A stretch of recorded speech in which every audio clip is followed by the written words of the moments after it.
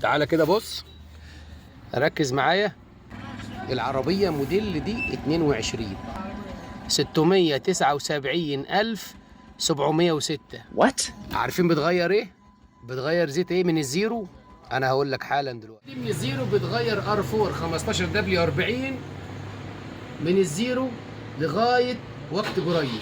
لما الزيت ده غلي وعدى 1050 جنيه، صاحب العربيه حب يغير نوع الزيت، بس سمع كلامنا، ادينا له نفس اللزوجه ونفس المواصفه بس بسعر اقل من زيت تاني، ومن يومها وهي ماشيه عليه. ايه؟